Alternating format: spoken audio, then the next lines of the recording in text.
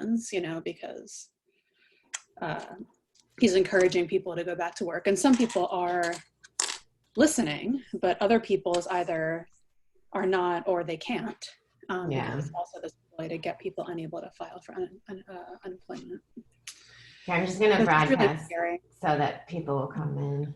Yeah, I mean, yeah, we can keep talking. It's crazy. All right, there we go.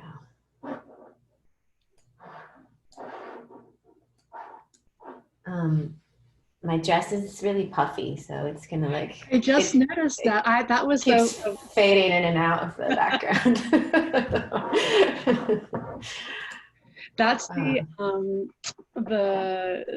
Hidden Figures one, right? This one is from Georgia Luby's. That's right, but wasn't it like an homage to some sort of space thing? Oh, you know, I should know that since I'm wearing it. You're probably right. So. I was so bummed when those clothes did not fit me. I know. Yeah, I like love them. Although they're very puffy. They're very like flouncy. So. I feel like welcome to the reading group. I feel like you're getting the full range of feminist conversations in our little, while we wait for everyone to log in. Last week you got kid combo, and today you're getting fashion. Yeah, what's the kid update for today, Lauren? Should we expect some? Who knows?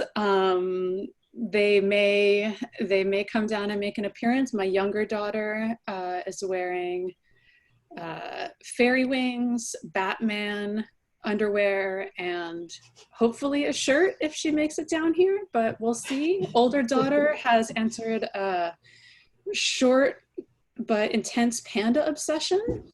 Like it just sort of came out of nowhere, but it's all pandas all the time right now. So they may make an appearance too. I guess whatever gets you through, right? Whatever happens. Great. Okay, so I'm gonna start sharing. Oh, that's great. Lots of international folks. Hi, all international folks. Serbia. Wow. Detroit. Hey, Tawana. Denmark, Vienna, Warsaw. Oh my goodness. Oh, they're coming so fast. Wow, New Jersey Pride here. There we go. I just saw a question while you're starting the slideshow about the book being out of stock and the 20% promotion. So there's actually I'm not sure about the book being, we can find out when it will be back in stock. However, there's a better deal for 35% off, which is part of the MIT Press spring sale. I actually, off the top of my head, don't know the promo code, but I wonder if someone pasted in the chat.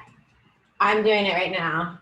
Spring Sale 2020 is the promo code. And you actually get 35% off, I want to say. And if it doesn't work, let us know, because then we'll bug our publicist to make it work. So. And that's just via the MIT Press website. It's not via secondary sellers. However, you can also ask your local bookstore to order it and they will get it for you.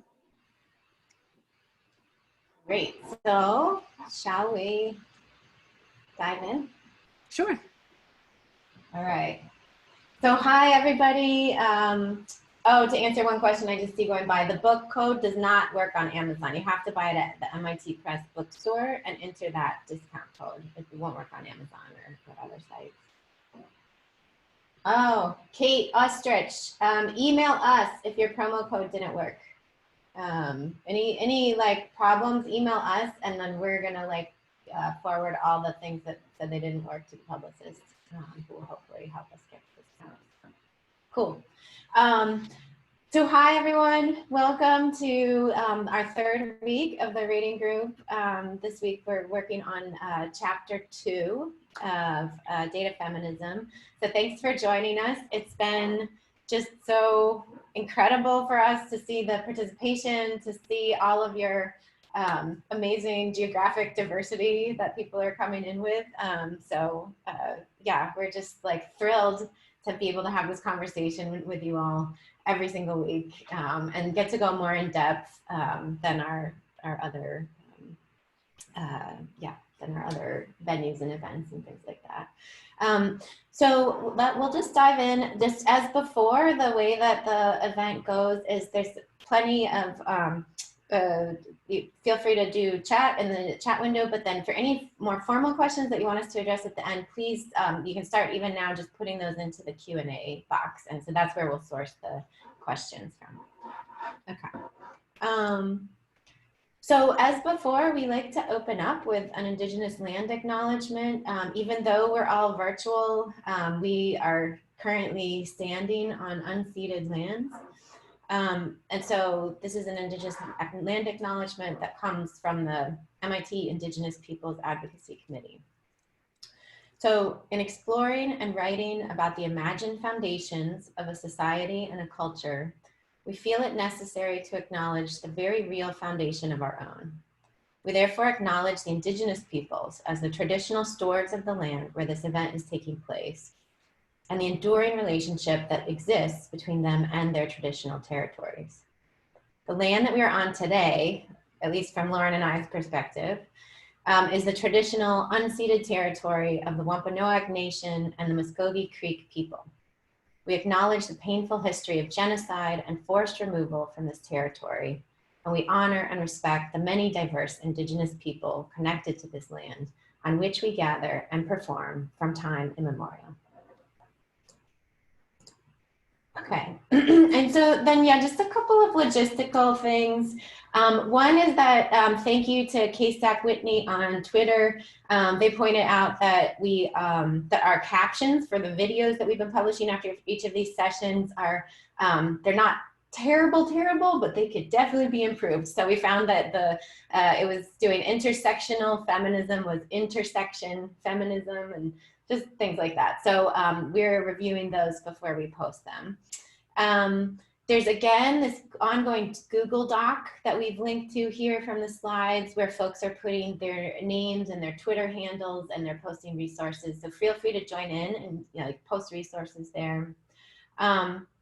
We have been sending out, the past couple of weeks, we've been sending out a PDF of the chapter that we've been reading each week, or we've been posting it on Twitter.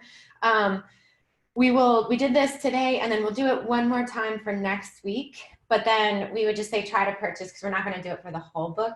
And remember that your money for purchasing the book goes to Indigenous Women Rising and Karis Books, who we did a feminist shout out to in the beginning. So it's all going to a good cause.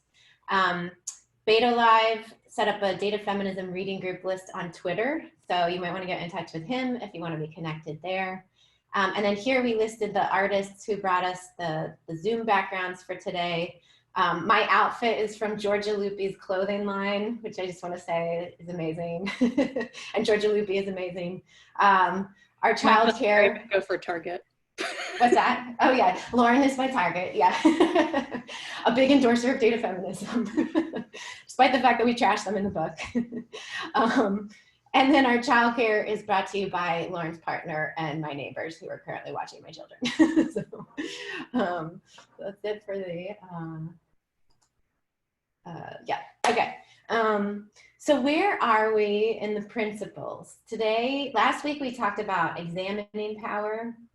This week we're talking about challenging power because a sort of commitment to feminist thought and feminist action means that we can't only sit around and analyze how power works in the world. We actually have to work to change and shift that balance of power. So today we're in the chapter Collect, Analyze, Imagine, and Teach.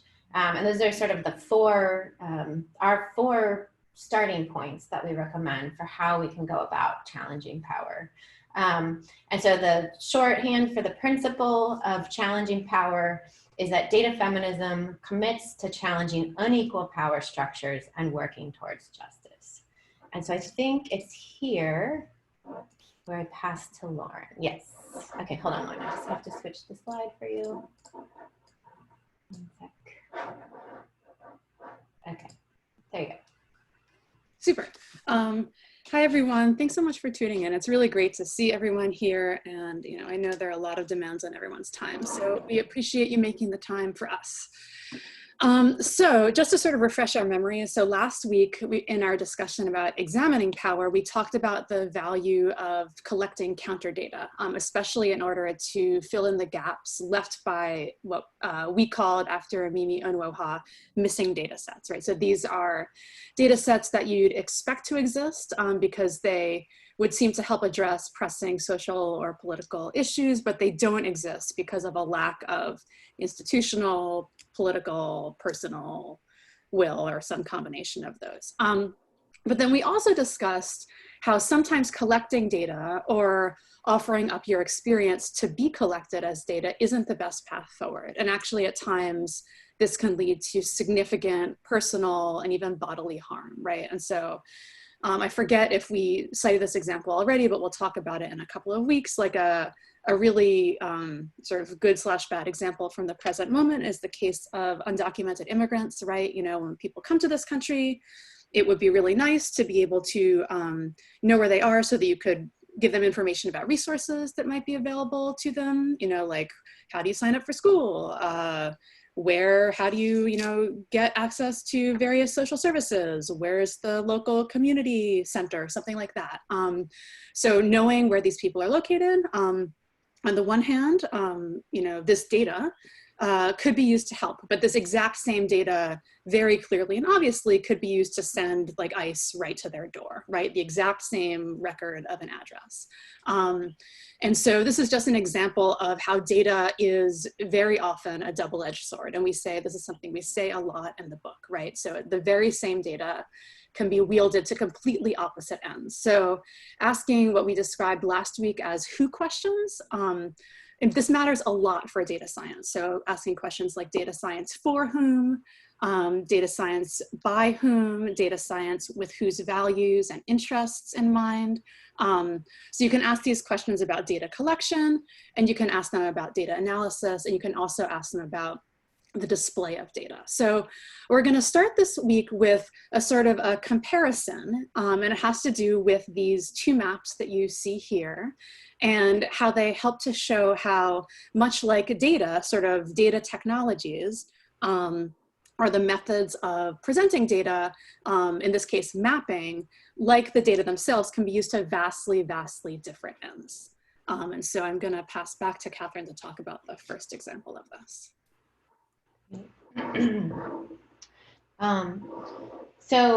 Focus in here on this map, which is by the Detroit Geographical Expedition and Institute, led by Gwendolyn Warren. And this is a map, it's older now, it's historic now. It's 1971 was the year that this map was released. And it's I think important to note, because the map is actually widely circulated, but it's important to note it was part of this whole report that this DGEI did, which was about the geography of children in Detroit. And it's very provocative. If you look at this map, it's called Where Commuters Run Over Black Children on the Point's Downtown Track. And so it uses really sharp black dots to illustrate the places in the community where children were being killed, but basically by white commuters who were driving in from the suburbs. And the people who lived along that route and in these communities and these neighborhoods, they knew about this problem. They had known about it for a long time, as well as, the profound impact it had when folks are losing children from their community.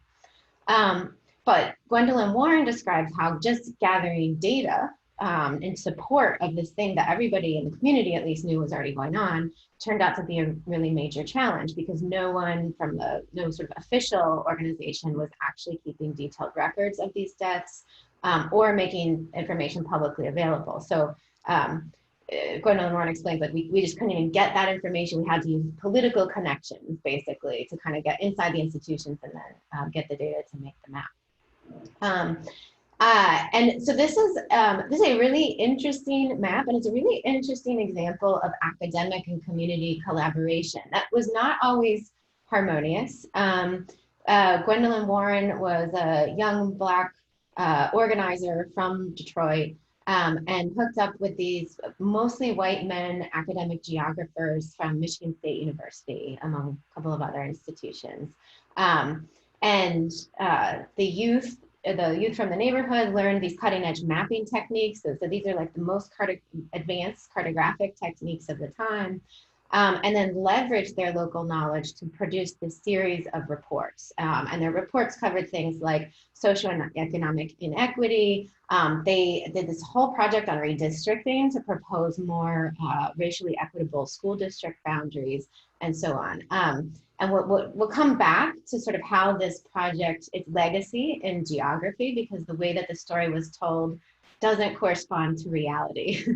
But maybe for the moment, I'll leave it there and sort of say this is what maps look like when communities that, when they're made by communities like from which they came, right? The leadership here is from Gwendolyn Warren and the folks in the community.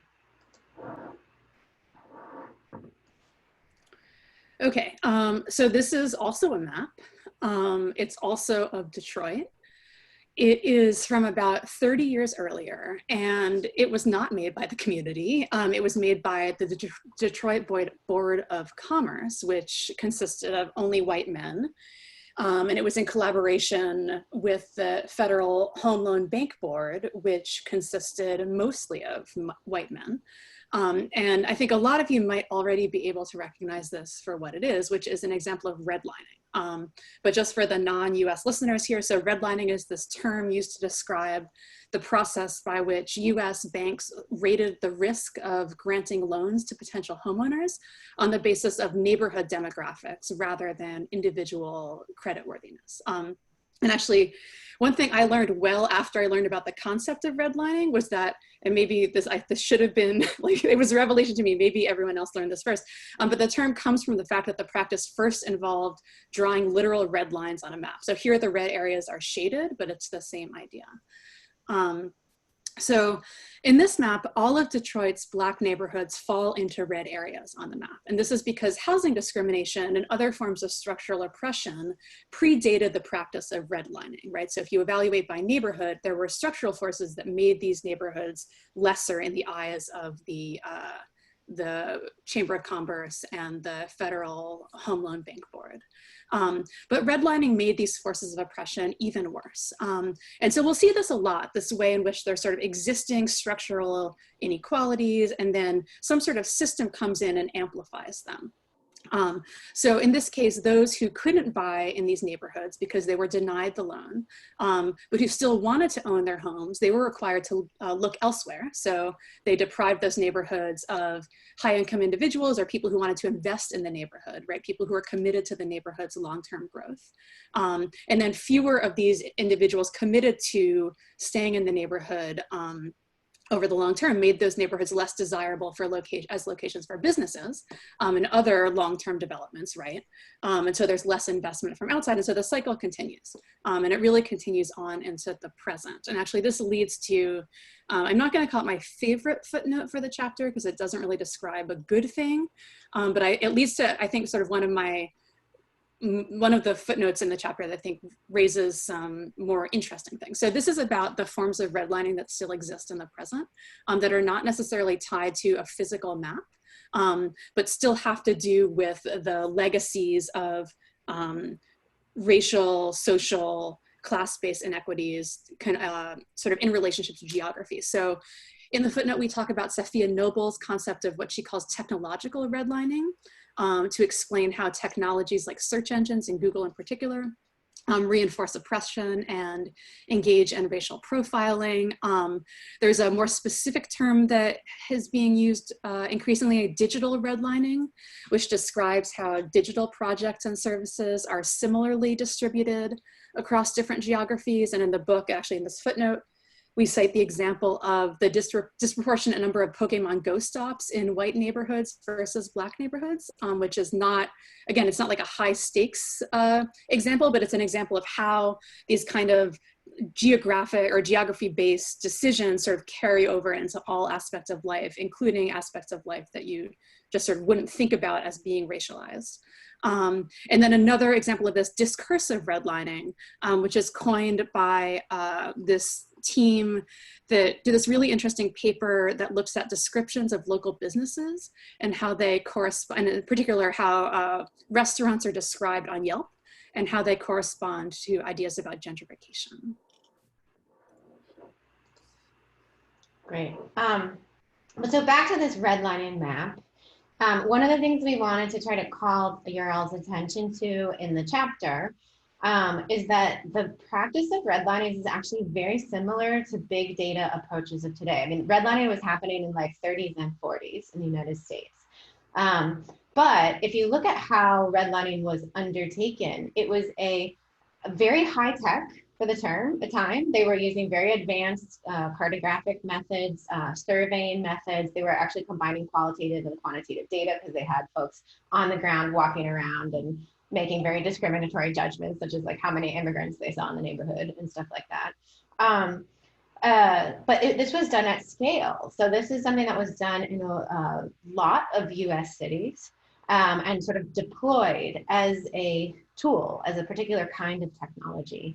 But like thinking about this is sort of like in comparison to the other map is thinking about, well, like what did this map succeed in doing? And one of the arguments that we make here, and that is based on many arguments many other people have made, is that redlining as a practice, and certainly as a scaled practice at the scale of the nation, this worked to ensure that wealth remained attached to the racial category of whiteness.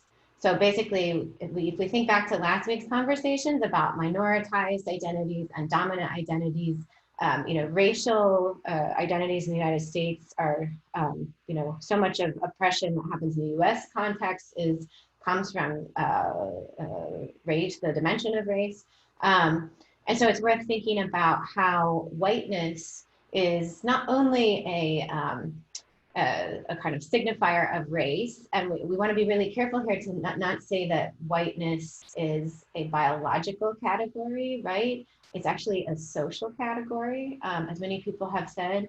The category of whiteness has a long history, and in particular, whiteness was in a way first theorized by people of color. So written about by James Weldon Johnson, W.E.B. Du Bois, James Baldwin, and other folks who made the case that, in order to survive, Black people had to understand whiteness as a category. But so beyond just this social category to identify an individual person, if we look at what whiteness does at scale, it becomes this system for maintaining racialized economic dominance. So there's this tie between whiteness as a kind of a racial category to denote like a group of people or an individual person's racial identity, but also a system in which the people who embody that identity remain on top. And the system works to ensure that that status quo is maintained. And at the same time, and we should probably say, like, redlining was just one of these sort of big data technologies that worked to ensure this kind of perpetuation of the status quo. So the insurance industry was implementing similar data-driven methods at the time. Zoning laws were another sort of legal tool. And neighborhood covenants were another way. So it's kind of like reinforce both the dominant economic order, which goes hand in hand with the dominant racial order. And so we note in the book, Cedric Robinson terms this phenomenon racial capitalism. And so all that's to say that like these two things are sort of inextricable. And we quote Cheryl Harris, who has a very influential essay called Whiteness as Property, where again, she's speaking about whiteness as this link to the economic effects of whiteness as embodied by all these different tools for maintaining white dominance. So she says, whiteness retains its value as a consolation prize. It doesn't mean that all whites will win, but simply that they will not lose, if losing, as defined as being on the bottom of the social and economic hierarchy, the position to which Blacks have been consigned. Okay, Lauren, did I pass back to you now? I think so. Yes. Yeah. Yes. Yeah, I feel like that idea of the consolation prize, I mean, it's such a good encapsulation of how whiteness functions as a sort of as the social category, right? This idea that like, if you are white, you get it regardless of what else you do. And I just think that's a really helpful way of thinking through what we're talking about when we're talking about this idea about whiteness. In any case, I just sort of to come back to the maps.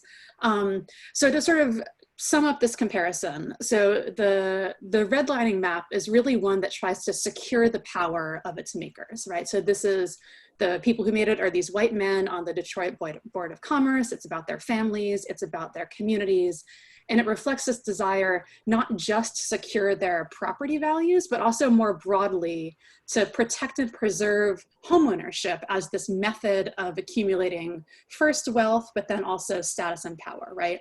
And they want to protect it as a mechanism that's available to white people only.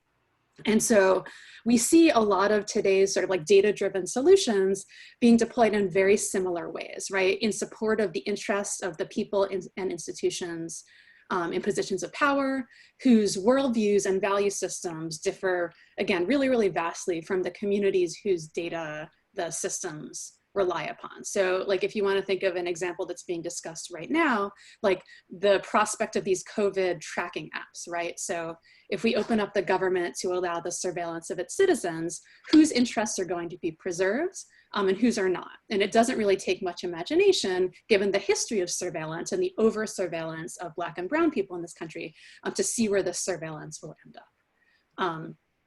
But the DGEI map is a little different, right? It challenges the unequal distribution of both data and power. And it does so in a couple of ways. It does so by collecting its own counter data.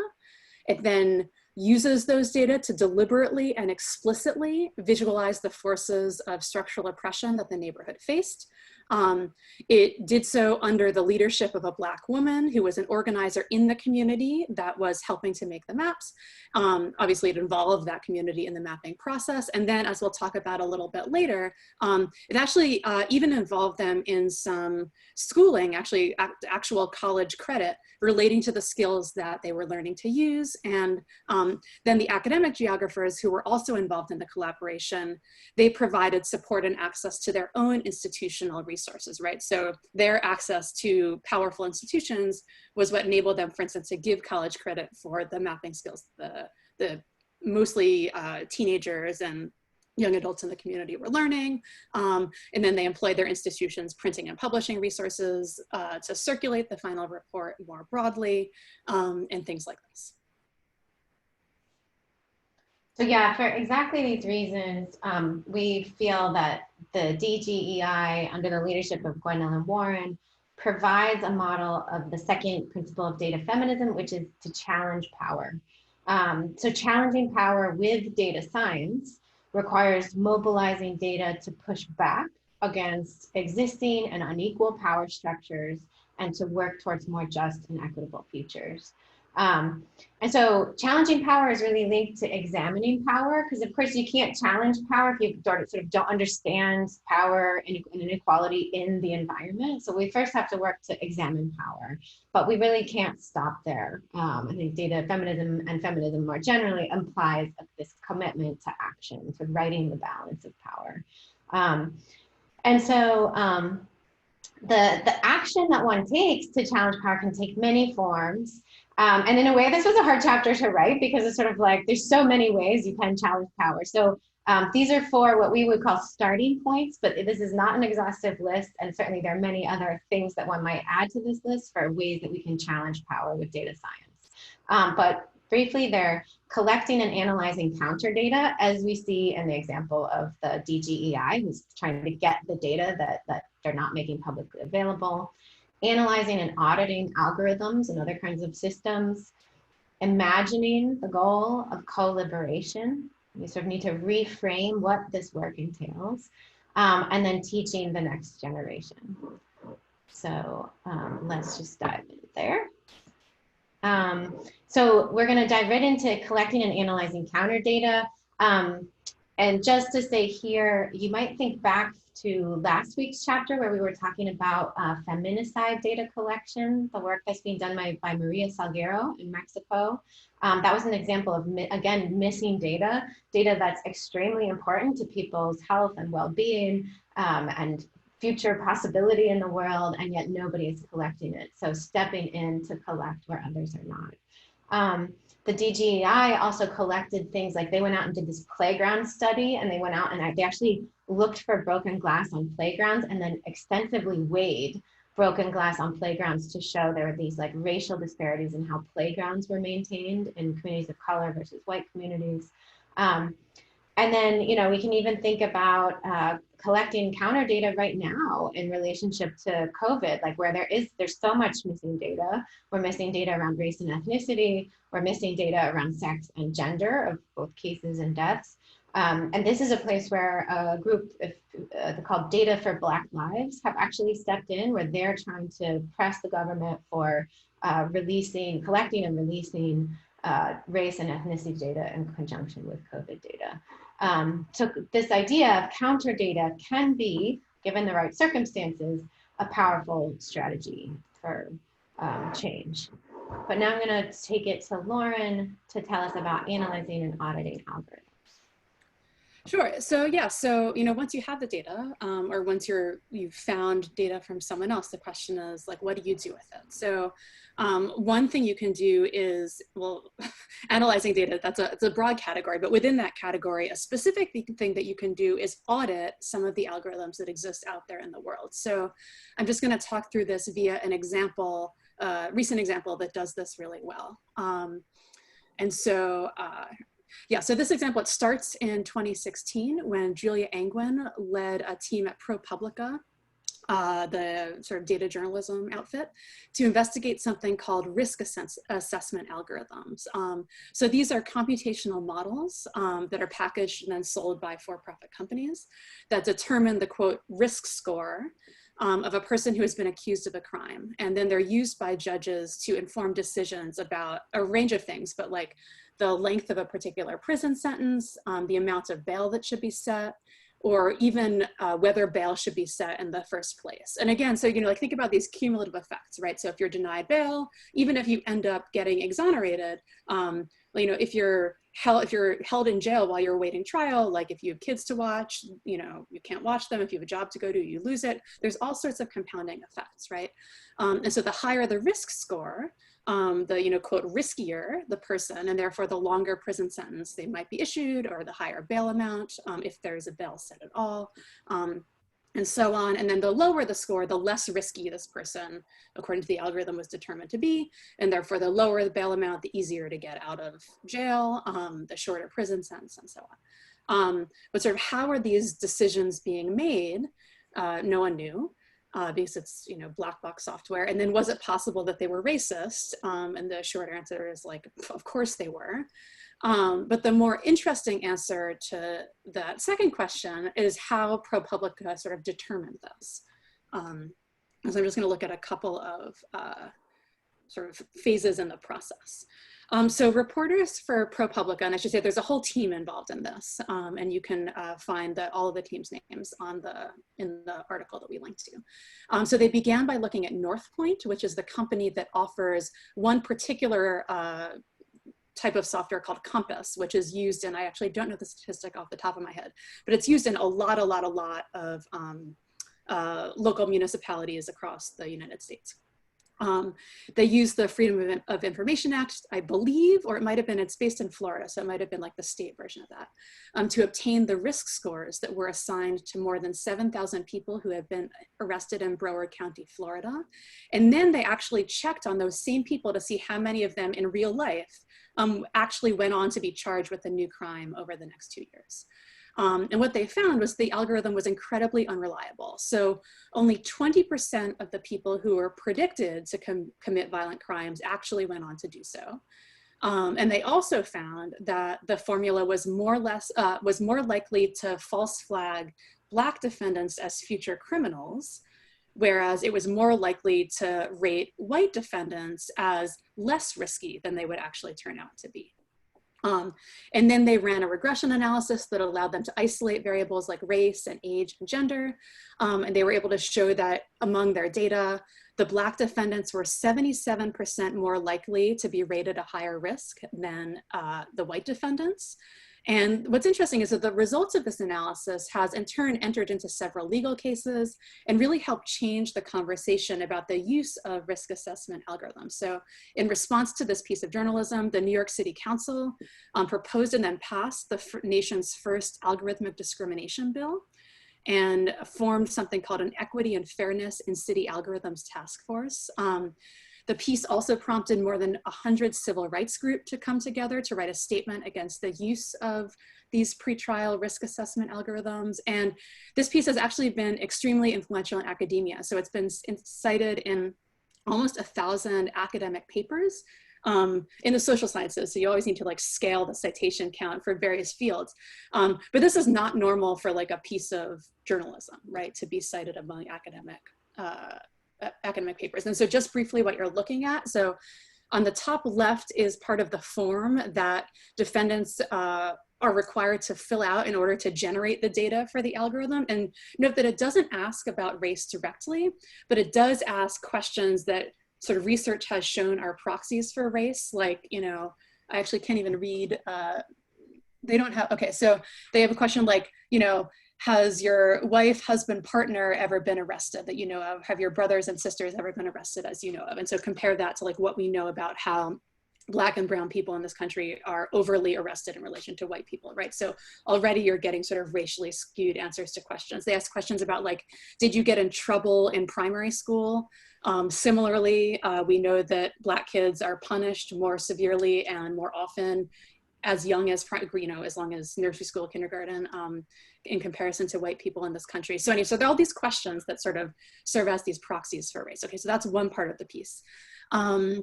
On the top right, you see some of the analysis performed by ProPublica as part of their reportage.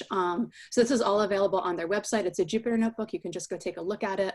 And then that bar chart that you can sort of see, I don't know how large your screen is, but it shows the distribution of risk scores for Black defendants versus white ones. You get ranked on a score of 1 to 10, with 1 being less risky and 10 being the most risky. And you can see on the left, if you are Black, there's like an even distribution between 1 and 10 of all of the scores. But if you're white, looks like, you know, a third, if not more, of the white defendants were given the score of 1, the lowest risk. And it tails off dramatically after that, with very, very few people being given the highest risk for recidivism.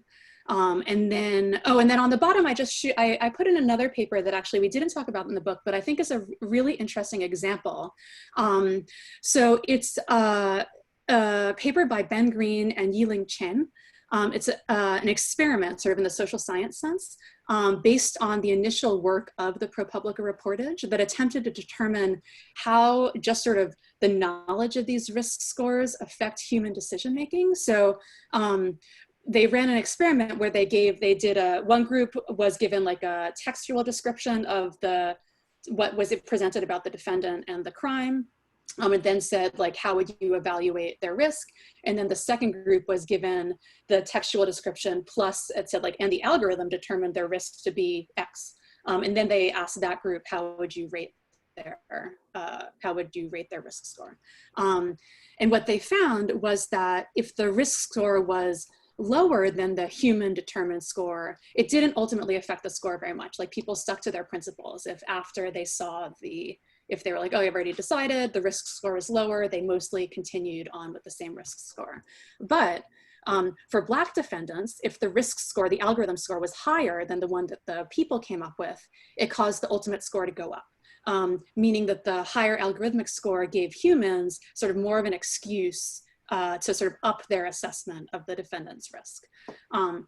So anyway, you know, I wanted to call this out because, you know, this was done by 2 grad students, I believe. You know, it took a lot of creativity to imagine this experiment, but the actual experiment like used existing data, did not require significant money in order to go do it. You know, it's just a really good example of a thing that you can do if you have these skills, either of like designing experiments or of data analysis, and you want to sort of push this work forward.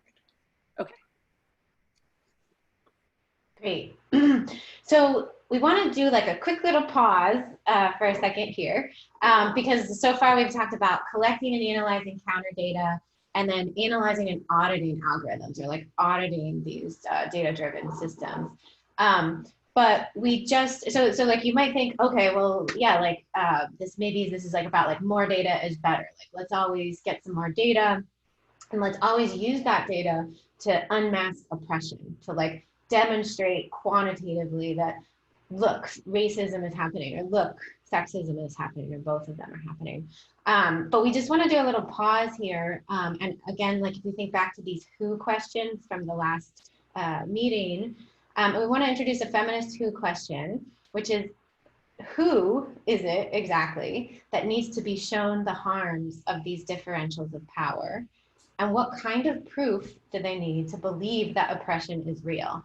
And so, for example, like in the case of DGEI, the community knew this was happening, right? Like they didn't need convincing. Gwendolyn Warren did not need to make a map to show her community that this is a thing that is going on. Like they all knew that was happening, but it was to the folks who are in power, to the predominantly like male and white dominated sort of institutional power structures in Detroit, that they're making this data-driven case. So it was the dominant groups that both were in a way like caused the problem, and also in a way the ones that were ignoring the problem. And we talk a little bit about that too, which is this idea of the privilege hazard. So when institutions are controlled by dominant groups, there's this sort of collective ignorance at the helm, and unlikely to see these problems in the first place. So thinking about like, to whom do we need to show the proof? And then when is the proof ever enough? And so like thinking about how sometimes we actually in the book, there's a footnote, which we would encourage folks to look at. Candace Lanius wrote this very widely shared blog post called "Your Demand for Statistical Proof is Racist," where she basically says how folks in positions of power will accept anecdotal evidence from people like them, but then they will demand endless statistics from minoritized groups. So it'll always be like, oh, we need to do more data collection, or we need another study, or we need to like really prove that this thing is happening in the community before we can take any action about it. And so we just want to introduce this idea that like more data doesn't always lead to more action, precisely because of these differentials of power, because ultimately in many cases, like who can actually take like systematic action are the institutions controlled by dominant groups. Okay, and then this something that is sort of related to, I guess, this caveat is this idea of the deficit narrative, which actually I was starting to see that come up a little bit. I've been trying to sort of monitor the questions, but I've been seeing that come up a little bit in the questions. Where when we are unmasking racism or unmasking oppression with data and data science and maps and things like that, how do we avoid reinforcing stereotypes about various communities? And these are these kind of deficit narratives, are narratives that reduce a whole group or a culture to its problems, rather than portraying it with strengths, creativity, or the agency that folks actually possess. And so Kimberly Seals-Allers, so we talked about her work last week, and we quoted her in chapter 1 around the maternal mortality statistics. And so she says, the statistics that are rightfully creating awareness around the Black maternal mortality crisis are also contributing to this doom and gloom narrative, where white people are like, how do we save Black women? And that's not the solution that we need the data to produce. So many, and if you go back and kind of like look at much of the coverage of the maternal mortality inequities, it really does portray Black women as victims. They fail to amplify the efforts of Black-led organizations who've been working on the issue for decades, and so on. And this is likewise along the same lines for Indigenous folks as well. So there's this amazing book, Indigenous Statistics, where the authors talk about how when there has been data collected about Indigenous communities, it often functions to document what they call difference, dysfunction, and deficits. So this is, I think this is a little bit of a quandary that all of us need to reflect on a little bit, because those of us who work with data may think we are helping when we are providing proof of inequality, but we also need to be really sensitive about how that proof plays into existing stereotypes of minoritized people as passive, as victims, as having no agency.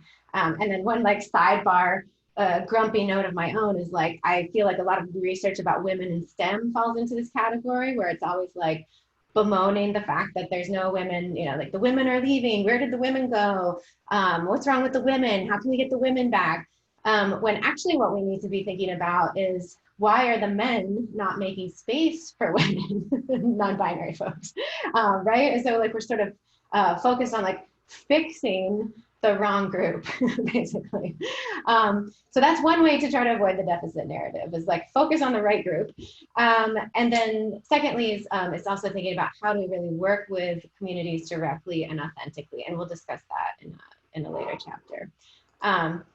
And that just leads to my favorite footnote from this book, which has to do again with DGEI, and the way that the work of DGEI has been historicized in the academy, which is not corresponding to reality.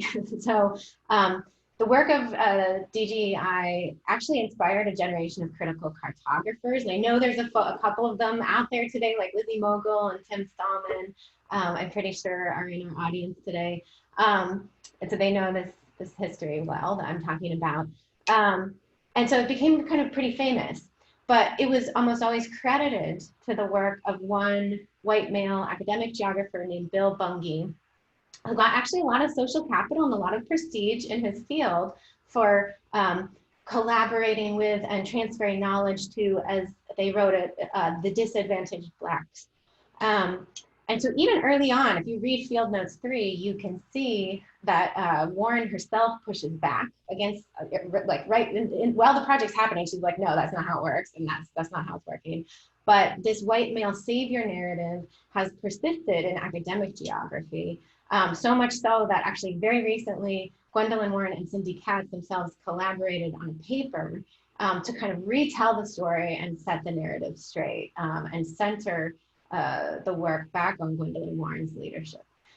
So sort of like even with folks, and I would say this is coming from academic geographers who would fancy themselves anti-racist and anti-sexist and so on, but there was a way in which the deficit narrative is convenient for people to then have a savior narrative, like, oh, I saved the poor people or whatever. And so we just need to be really sensitive to when we start to sense those deficit narrative and savior narratives entering into the equation.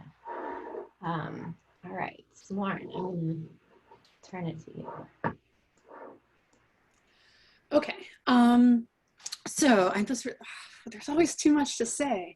Okay, so we have a little bit more to get through, so we'll keep on going. So the third way that we talk about challenging power in the book is just imagining this goal of co-liberation. I don't know, Catherine, do you want to talk about the chart? Do you? Sure, yes, totally. Yeah, I'm having a hard time about going back and forth. I'm like, who's doing which one? Yes, I will talk about the chart. Okay. So yeah, one of these things too is then thinking about how do we think about the work that we're doing? And so there's a whole section in chapter 3 that's like questioning whether or not we are using the right concepts to describe our work. And so folks may be familiar with this chart that we have here. And one of the reasons why we made this chart is because on the one hand, there's a lot of really interesting work that is happening right now, especially in technical communities where as issues like algorithmic bias and discrimination have been starting to come out in the press, this has really pushed folks to think about ethics in technology and to consider, well, like, okay, well, why are we producing racist risk assessment algorithms or facial recognition systems? And so on the one hand, all the concepts on the left, they are circulating right now. It's very wonderful that these conversations are happening, because literally just like 3 or 4 years ago, there were no conversations like this. So the fact that we're talking about this is great. But one of the things we feel like an intersectional feminist approach can add here is a kind of a reframing of some of the terms of engagement of these concepts. Specifically, because the concepts on the left, for the most part, and this is not for everybody, but for the most part, when we look at these concepts, they're locating the source of the problem. So say we're talking about the risk assessment algorithms or something. They're locating the source of the problem either in individuals, so like, racist individuals, or else in technical systems. Like, oh, if we could just improve the data, then the risk assessment algorithm would be more fair, right? So there's this idea of like the algorithm is biased, or there's an individual person whose intent was to do harm and their system is biased, but those nice other people who didn't intend their sexism, their thing is fine. And we just feel like there's a deeper conversation to be had here, which is more of a conversation about root causes. Because without understanding the root causes of why we keep introducing data products that are sexist and racist, we can't like mitigate, we can't take steps to mitigate the influence of inequality in our systems at any level. We don't know what to look for. And then we can't also even like evaluate them properly. So on the right hand, we propose concepts that other folks have been talking about, not only us. But these are concepts that challenge power because they're addressing this idea that there is a root cause to all of these things. And that root cause is, what we would locate the root cause as is the matrix of domination, as we talked about last week. And so how do we challenge the matrix of domination? Well, instead of talking about ethics, we talk about justice. And so we look at how can outcomes be just across many different social groups. And instead of thinking about individual bias, we think about structural oppression. So systems like the redlining system, along with all the host of other like tools and technologies that kind of propagate and reinforce whiteness, these are structural considerations that reinforce structural oppression. So that in that way, again, understanding that power, we can then challenge power appropriately. Fairness, again, an interesting concept, widely starting to be used right now, but where does that leave us in terms of history? Often people's concepts of fairness, and certainly the kind of fairness that we're trying to bake into our AI systems right now, starts from one particular time, and that time is the present. So it assumes we all arrive in the present with equal opportunities and equal sort of histories, and our ancestors had equal histories and they did not. So there's these huge inequalities historically that have brought us to this point, and equity is the concept that actually can sort of hold those and help us develop ways of addressing them. And then, so I'm not going to go through all these because I think we will run out of time. But the one last one that I want to talk about is co-liberation, because it's sort of like why do we just want to build systems that can be like hold people in power accountable? What if we could build systems that actually aspire to co-liberation? And here we wanted to just point out some of the work that inspired us in thinking about this value of co-liberation. But it's basically this idea that oppressive systems harm all of us. So if none of us are free unless all of us are free. And there's the first concept of this that I came across was this saying on the left from an Aboriginal activist group. And they say, if you have come here to help me, you are wasting your time. But if you have come because your liberation is bound up with mine, then let us work together. So again, it's sort of like fighting back against that like deficit narrative, savior narrative thing, and thinking about how do we work together and how is our liberation bound up with each other. And then a couple of other books and projects here just to do a shout out to. These are groups that are also thinking very much about data, design, and how we can actually use those things for the purposes of co-liberation. Okay, here's the point where I pass it to you, Laura. Okay, so I'm going to try to do this quickly. And we keep on eliminating slides and examples every time. So maybe next week will be the time that we actually leave time for a lot of questions.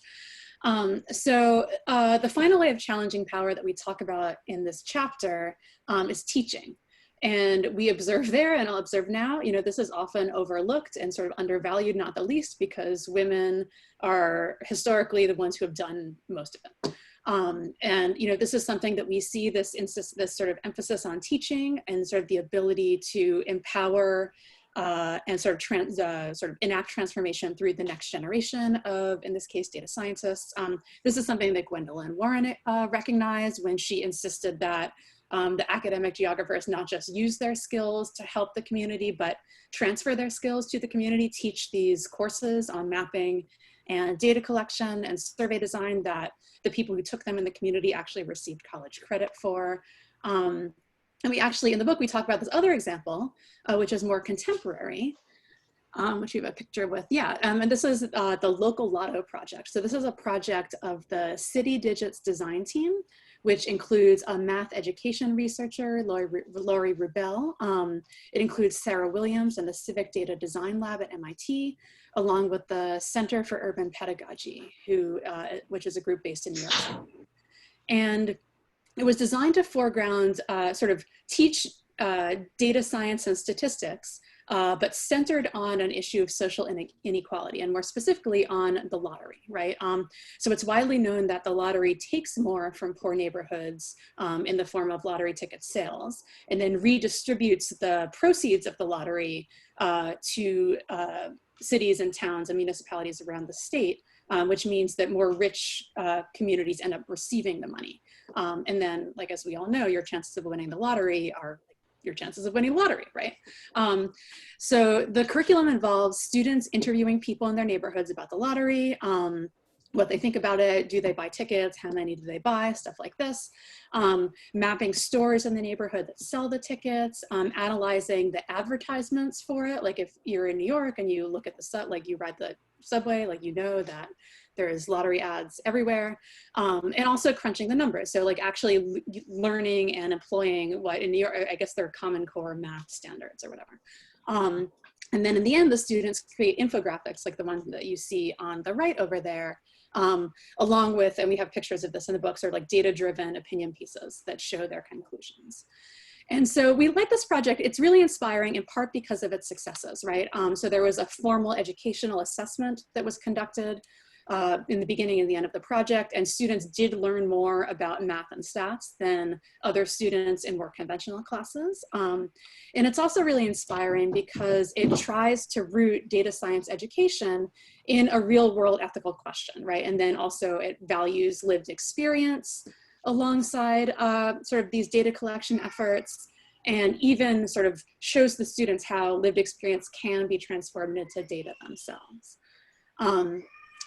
But the other reason why we like it is because of the ways that sort of the project didn't quite meet all of its goals around social justice, but then how the project team made these shortcomings public. So one of the things that the team talks about in the paper that documents this project is that the team itself was mostly white and Asian, and their students were mostly Latinx and Black. And so when the students brought up issues of race, which apparently the students wanted to do all the time, the teachers felt unprepared with how to engage them. And in their write-up of the project, they vowed to incorporate explicit discussions about race into future iterations of the curriculum. Another interesting issue that came up, and actually this is super interesting to think about, is the issue of the lottery itself, right? Many of the students pushed back on the central focus on income inequality and really felt like it was sort of passing judgment on their communities. And the students sort of, like they said, which is true, is that most people don't expect that they're gonna win the lottery when they buy a ticket, right? Like part of it is sort of indulging in the fantasy that if you buy a ticket, like it's a way of escapism, right? And the course designers didn't really capture the nuance of the lottery in these communities. And they also sort of didn't bring in community members who had been working on broader issues of income inequality at the same time. And so anytime there was like a lesson about income inequality, it was sort of top down rather than sort of at an equal plane with the students themselves. And so a second version of the course was proposed that would incorporate the experience of people and community groups in that very location that have been working on these issues for a long time. And so I hear my younger daughter having a minor meltdown, but we're almost done. So we wanted to end on this example because to us, it really encapsulates what it means to try to challenge power and privilege through data science, right? So those of us who, like us, me, who hold relative positions of power, we're constantly learning how to be better allies and accomplices, right, across areas of difference. And one of the biggest strengths of and you make mistakes, I make mistakes all the time. But we thought that one of the biggest strengths of the Local Lotto project was the courage of the creators to sort of publicly and reflexively interrogate themselves and their process, and to really detail where they went wrong, and then specify how they plan to do better in the future. Okay, I might just mute myself prophylactically. I think kids know exactly when things are ending. Okay, so in the interest of time, we are going to try to do better. We want to leave time for questions. I realize we really didn't leave time for questions today, so we will try to do better. I think it's just we're very enthusiastic to share a lot of things with you all, and so that's our thing for doing better next time. So I'm going to skip the summary, but I did want to do the feminist shout out to two really important groups. One, the Trans Lifeline, which is a really interesting group that got in touch with us. So notice how there's this thing here that says get in touch with us if you want to shout out to your organization. They got in touch. They are a super interesting organization, trans-led, connects trans people to community support and resources that they need to survive and thrive. They run a hotline, and it's all staffed by trans folks on the hotline. And then they also have a micro grants program that offers low barrier grants to trans people for things like name changes and updated government identification documents, and then even offers support for undocumented trans folks and incarcerated folks. So really great organization to go out and follow, monitor their work. And then somebody from our community just posted on Twitter today, you all might remember Maria Salguero, who is the person who's mapping feminicides in Mexico, whose work we feature in chapter 1. She has gotten in touch and with Twitter and said, I need help. Basically, her mom has had an accident. She ran out of money and she was so tired from working that she spilled something on her computer. She doesn't have a computer. So she's basically like at the end of her rope. And we have a PayPal here where you could send money to her address. The address is qruqsi@msn.com. I think it'd be really amazing. There's folks on Twitter who are already saying, I'm sending money, don't worry. But she does like just, I think, amazing work. And it's work that's often kind of alone. And so this would be a great response from the feminist community that wants to support her and see this work go on into the future, because it is quite sort of precarious to be mapping and monitoring feminicides in this context. So if you have like 10 or 20 bucks, please send it to her on that at that line. Oh, thanks, Alice, for posting that, posting her email there. And then that's basically it for today. And we will see you all next week for reading chapter 3 of Data Feminism. And we are really going to have time for questions next week. We'll do better next time, right? Gonna do better. Maybe said about our failings to stay on time. And we do save all the questions and read them, just so you know. We're super interested in your questions, and we would love to have like a 3-hour-long conversation, but we want to be sensitive to your time. Thank you. Bye. Bye, everyone.